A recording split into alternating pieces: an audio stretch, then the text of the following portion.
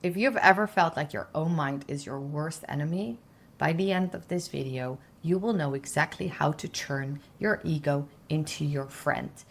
Hey guys, my anxiety was so intense I could barely exist in my own skin because my ego had convinced me that I was unsafe and I was broken. But in that darkness, I also heard a voice that really saves me from this suffering. And it was like, if this suffering is you, it wouldn't hurt. And then I realized that I was observing. And I realized, hey, this is my soul speaking. And when I recognized this, I became the main character of my story again. Because this is where I really found my power. Rumi said, the wound is the place where the light enters you. And this is what I experienced because in my darkness, this is where I really found my power. And that is where I learned to lead with my soul. If you've ever felt like your own mind is your worst enemy, by the end of this video, you will know exactly how to turn your ego into your friend, into your ally, and stop letting it control your life. Here is the thing. Believing your ego is the only truth that will destroy you. But rejecting it completely, that will destroy you too. I used to live on autopilot for years, work 40 hours a week, get the paycheck, party the weekends, and repeat. I was running myself into the ground. Depression, anxiety, burnout, my whole nervous system was overly active, and I let my ego run the show with zero awareness. And then one day, just before I hit rock bottom, I started to ask questions like, God, there has to be more than this. And please show me. And God did.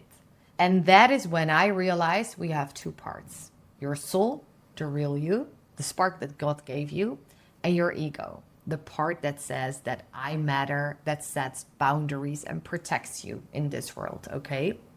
The ego isn't bad. Even though we hear that a lot, it is not. Because without it, you'd be picking up everyone's energy and lose yourself.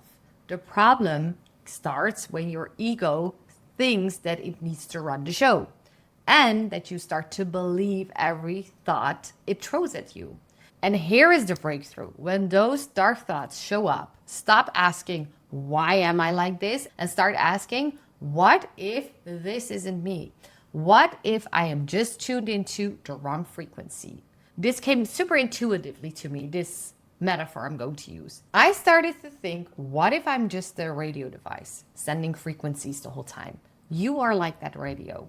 You broadcast and receive energy all day long. And then in time, you will become whatever you tuned into.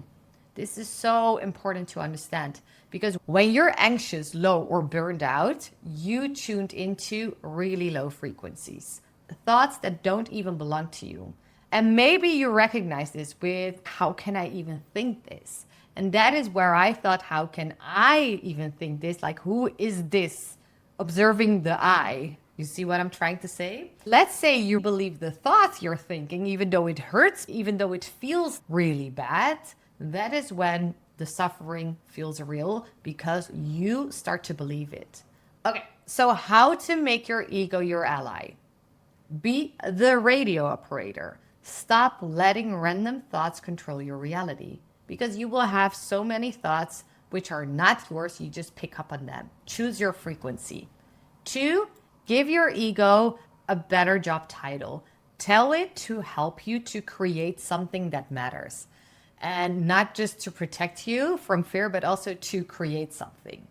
And 3, connect to your soul daily. Prayer, meditation, whatever keeps you rooted in your truth.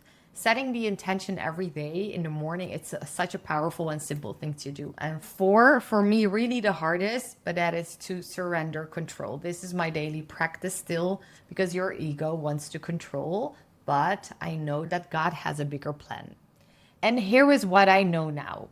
You are not your thoughts. You are not your ego. You're not even just your soul. You are the consciousness. You are the awareness that gets to choose which one leads. And realizing this gives me every day the power. Okay, what am I allowing in my reality and which one leads? Because every single day you get to choose your frequency. and stop giving that power away. Start creating from the version of you that knows that you are here for more. And if you ask now, okay, but how do I change my frequency? I just gave you the steps. But what also really helped me is to do the inner work, the shadow work, to go really through things. What is it that I'm thinking on a daily basis? What is my current belief system? Because your current blueprint will radiate a certain frequency. And this is where you get back your power by doing the inner work, changing your beliefs. And with changing your beliefs, you will start to radiate higher on a different frequency. And then you will pick up on that thoughts that resonate with that frequency. And this is how you change your reality. If you're not going to change your thoughts, nothing's going to change. So this is where you use your willpower and you take responsibility. The rest is up to God. So after that, you just surrender to God and you let life's intelligence lead you. And if you feel that you really want to surrender to life, to God, my next video is for you. Just click here. And if this message resonates, like, subscribe, or share it with someone who needs to hear this. Like always, thank you for being here. Thank you for watching, and I'll see you next time. Bye-bye.